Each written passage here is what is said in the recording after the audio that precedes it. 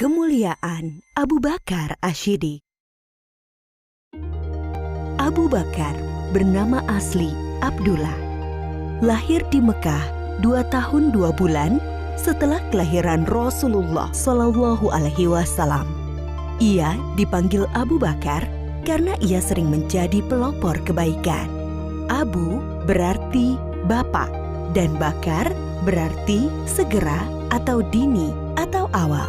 Sebab itu, beliau selanjutnya disebut Abu Bakar. Sejak kecil, Abu Bakar senang sekali berbuat kebajikan dan hal-hal terpuji.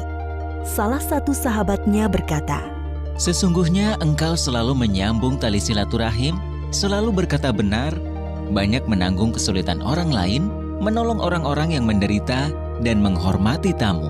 Begitu kesaksian Ibnu Dugunah, sahabat Abu Bakar.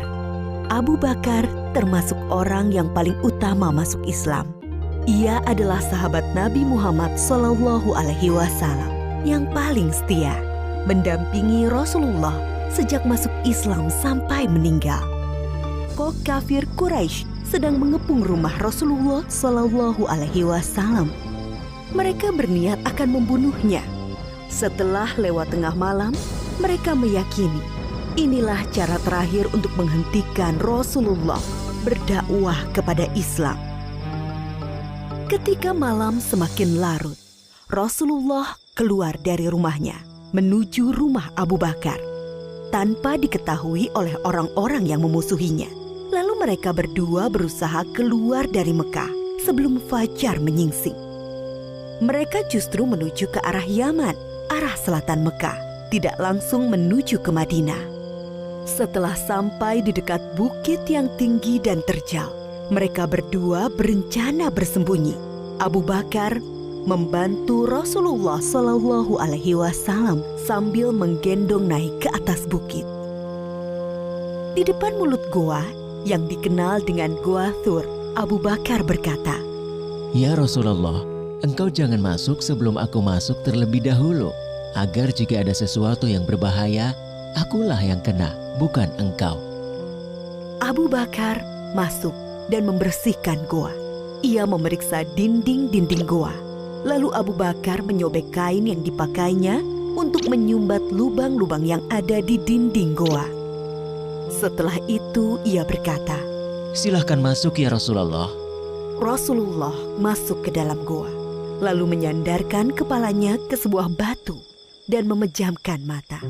Abu Bakar menjaganya. Tiba-tiba kaki Abu Bakar disengat oleh binatang berbisa dari balik lubang yang disumbatnya. Ia berusaha tidak bergerak sambil menahan rasa sakitnya karena khawatir akan membangunkan Rasulullah.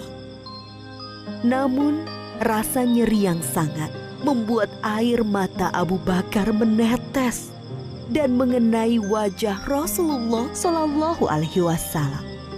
Rasulullah terbangun dan bertanya, "Apa yang terjadi, wahai Abu Bakar?" "Aku disengat binatang berbisa, wahai Rasulullah." Lalu Rasulullah meludahi luka Abu Bakar dan rasa nyeri hilang seketika. Abu Bakar mendampingi Rasulullah Shallallahu Alaihi Wasallam dalam hijrah ke Madinah selama 10 hari, 3 hari di Gua Sur dan 7 hari di perjalanan ke Yatsrib, Madinah. Sampai mereka tiba di Madinah dengan selamat pada hari Senin 8 Rabiul Awal tahun 14 kenabian. Abu Bakar seorang yang pemberani. Ali bin Abi Thalib berkata, "Ketika perang Badar, kami mendirikan tenda untuk Rasulullah Shallallahu Alaihi Wasallam. Lalu kami bertanya, siapa yang bersedia mendampingi Rasulullah Shallallahu Alaihi Wasallam agar tidak ada musuh yang bisa mendekatinya? Demi Allah, tak satu pun dari kami yang maju selain Abu Bakar." Abu Bakar juga seorang yang sangat dermawan. Putri Abu Bakar, Aisyah menceritakan, ketika masuk Islam, Abu Bakar memiliki 40.000 dinar keping emas. Ia menginfakkan seluruh hartanya itu kepada Rasulullah Shallallahu Alaihi Wasallam. Abu Bakar, seorang yang cerdas dan berilmu luas.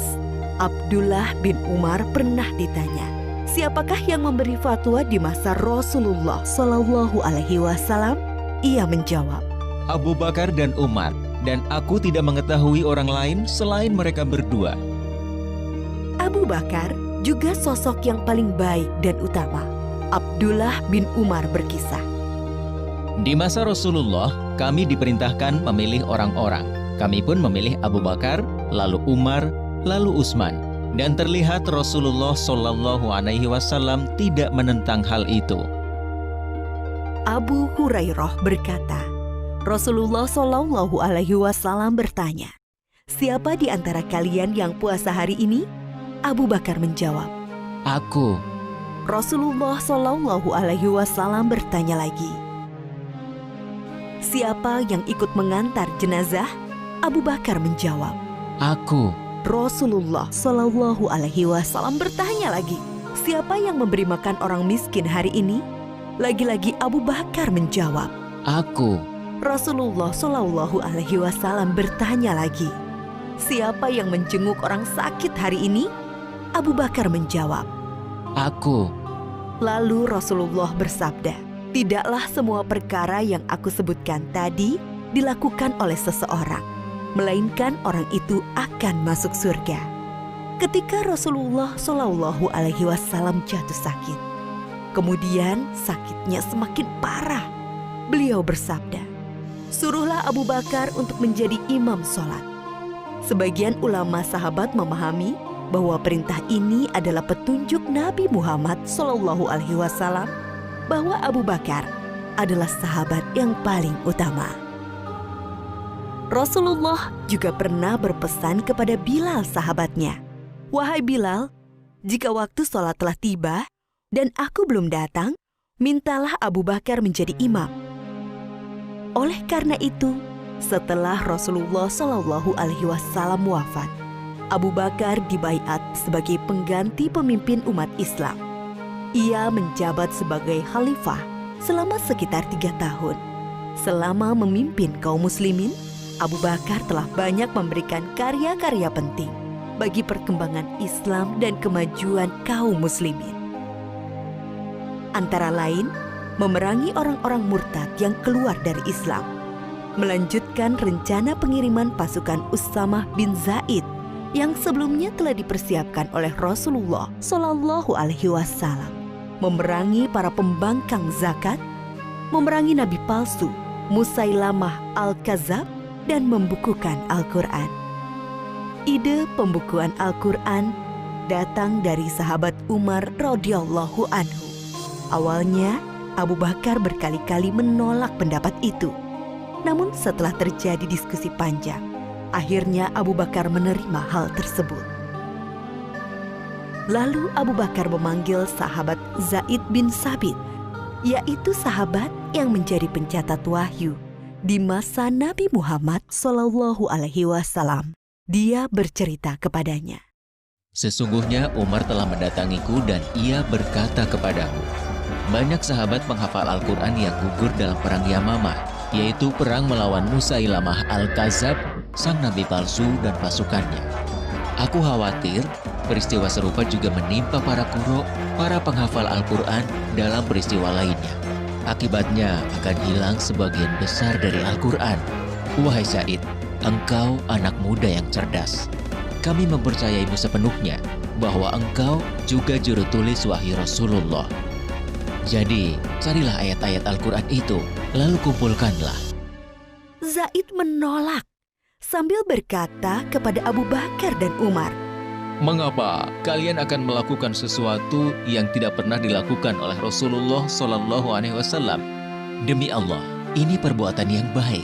tukas Abu Bakar. Zaid mengulangi penolakannya Tidak, sambil bergumam, andai kata ia membebaniku untuk memindahkan sebuah gunung, itu jauh lebih ringan daripada perintahnya menghimpun ayat-ayat Al-Quran. namun setelah diskusi, akhirnya Zaid menerima dan berkata, Akhirnya, Allah Subhanahu wa Ta'ala membukakan pintu hatiku, seperti halnya Allah membukakan hati Umar dan Abu Bakar. Mulailah aku mengumpulkan ayat-ayat Al-Quran yang tertulis di dedaunan, pelepah kurma, tulang belulang, juga dari para penghafal Al-Quran. Setelah terkumpul menjadi satu mushaf, Khalifah Abu Bakar menyimpannya sampai wafatnya.